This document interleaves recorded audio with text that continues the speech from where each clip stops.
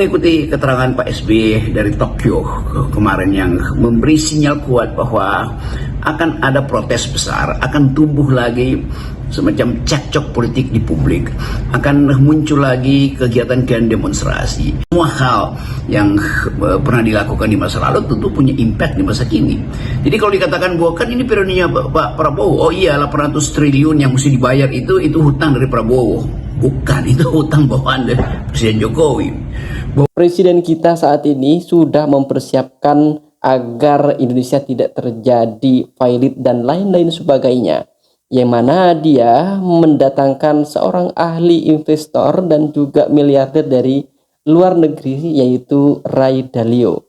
Di samping itu ada beberapa pendapat dari orang-orang yang sudah mungkin terkenal ya. Salah satunya adalah dari Rocky Gerung, di mana dia mengatakan bahwa Indonesia saat ini harus waspada karena SBY mengirim sinyal dari Tokyo terkait dengan krisis 98 itu berpotensi terulang di Indonesia. Bagaimana pendapat dari Rocky Gerung? Mari kita dengarkan bersama-sama terlebih dahulu.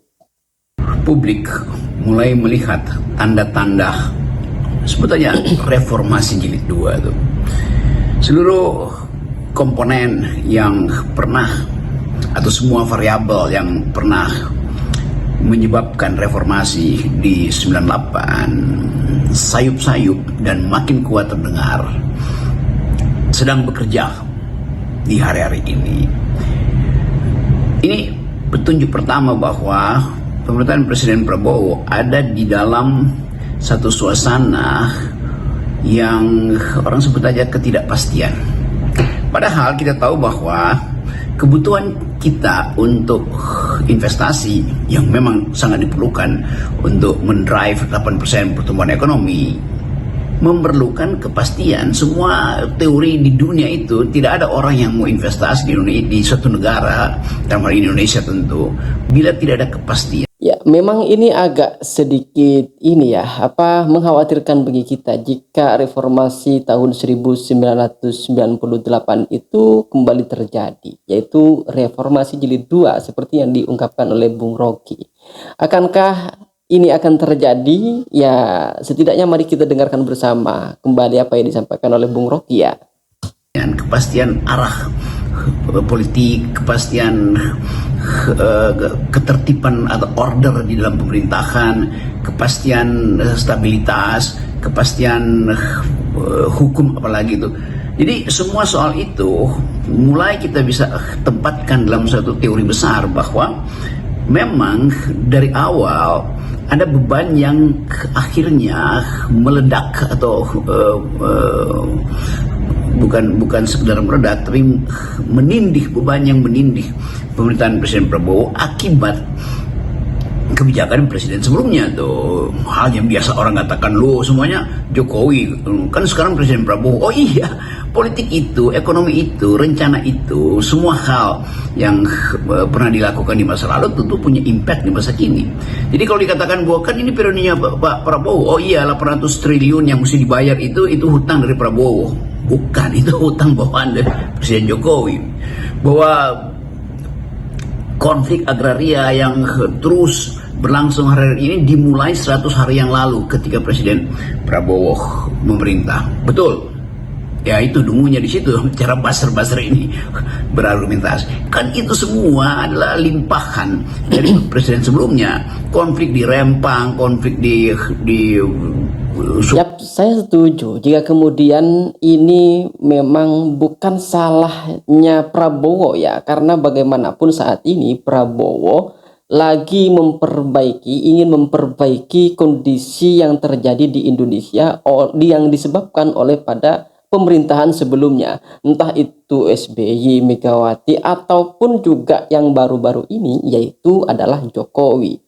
Jadi segala bentuk kejadian yang terjadi saat ini di masa kepemerintahan Prabowo Subianto yang baru berjalan 4-5 bulan ini, yang jelas adalah konsekuensi kepemerintahan yang telah dipimpin oleh para pemimpin sebelumnya di negara ini, pemimpin yang kita pilih.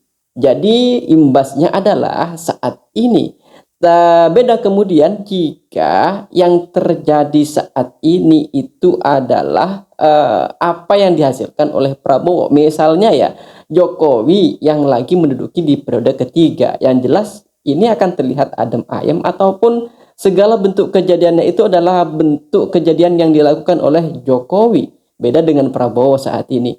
Kita tidak tahu kesalahan apa yang akan terjadi yang akan dilakukan oleh Prabowo. Tapi yang jelas saat ini segala sesuatu yang dilakukan oleh Prabowo Subianto itu hampir semuanya adalah untuk memperbaiki dari kesalahan-kesalahan kepemerintahan pada sebelumnya. Bukan seperti itu ya?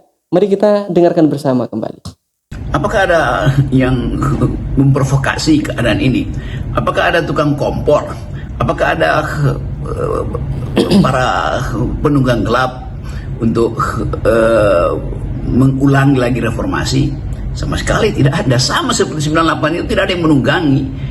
Kondisi dalam negeri kita, keretakan di dalam kabinet itu yang menyebabkan reformasi di 98. Ketidakpercayaan investor asing terhadap kondisi rupiah yang tiba-tiba jadi 16.000 waktu itu menyebabkan capital outflow, menyebabkan bank-bank diras. Kan itu semua kondisi yang disebabkan oleh kebijakan yang tidak terduga bahwa akan meledak itu. Dan kita tahu betapa Presiden Soeharto akhirnya menyadari keadaan, lalu dia menyatakan saya mengundurkan diri. Itu pertanggungjawaban sebetulnya yang memungkinkan Indonesia bisa membangun kembali atau bangun untuk bergerak lagi setelah reformasi. Nah, kalau kita lihat keadaan hari ini, tidak ada yang mengompori sehingga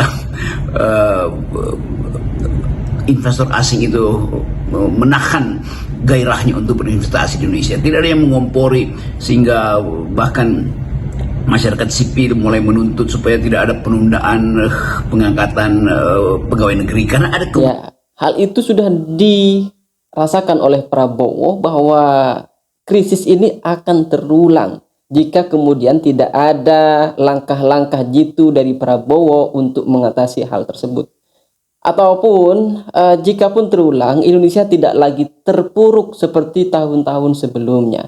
Ini yang kemudian melandaskan Prabowo Subianto untuk mengundang beberapa oligarki, para pengusaha, dan juga bahkan Ray Dalio diundang ke istana untuk bertemu dengan para pengusaha tersebut. Bahkan Ray Dalio pada sebelumnya juga sempat memberikan materi kepada para menteri-menteri Prabowo. Ini langkah yang sebenarnya bagus ya untuk perkembangan ekonomi, untuk pertumbuhan ekonomi Indonesia. Ya, karena bagaimanapun ekonomi adalah sentra dari lini pertahanan sebuah negara. Kalangan akademisi tentu kelompok yang lebih peka karena mereka punya peralatan teoritis untuk mendeteksi keadaan itu. Tapi sekaligus kita mulai melihat semacam sinyal dari dalam kekuasaan sendiri. Saya mengikuti keterangan Pak SBY dari Tokyo kemarin yang memberi sinyal kuat bahwa akan ada protes besar, akan tumbuh lagi semacam cekcok politik di publik, akan muncul lagi kegiatan-kegiatan demonstrasi. Tetapi Pak SBY justru memberi semacam cara berpikir positif bahwa memang itu harus terjadi dan akan terjadi terus-menerus, dan percaya bahwa Presiden Prabowo mampu untuk mendengar kritik itu. Kan itu yang boleh kita sebut bahwa Pak SBY itu jadi semacam sounding board dari kekuasaan, semacam tempat pikiran itu atau suara-suara publik itu dipantulkan kembali dari dinding kekuasaan melalui uraian dari Pak SBY yang bahkan mengucapkannya dari Tokyo atau kemudian dikutip oleh pers secara meluas. Jadi Presiden SBY mengerti keadaan. Kenapa? Ya karena dia pernah ada di dalam situasi kritis. Presiden SBY mengerti psikologi Pak Prabowo karena beliau bersahabat. Jadi saling paham tuh bahwa ada keadaan yang sedang tidak baik-baik aja kalau pakai bahasa yang paling gampang. Jadi kita mulai menduga dengan kekuatan teoritis bahwa Indonesia ada di dalam potensi untuk mengalami. Baik bro, pemirsa semuanya, mari kita apa yang telah disampaikan barusan dicerna kembali, bagaimana Indonesia ini bisa lebih baik ke depan, bukan hanya soal bagaimana pemerintahan ini bisa berbuat untuk Indonesia, tapi adalah bagaimana kita bisa berbuat juga untuk Indonesia dengan cara-cara yang mungkin bisa kita lakukan untuk membenahi Indonesia. Ya, mungkin itu yang bisa kita sampaikan. Kalau kalian punya pendapat, langsung silahkan di kolom komentar. Dan terima kasih atas kunjungan Anda pada channel ini. Jangan lupa like, komen, dan subscribe ya.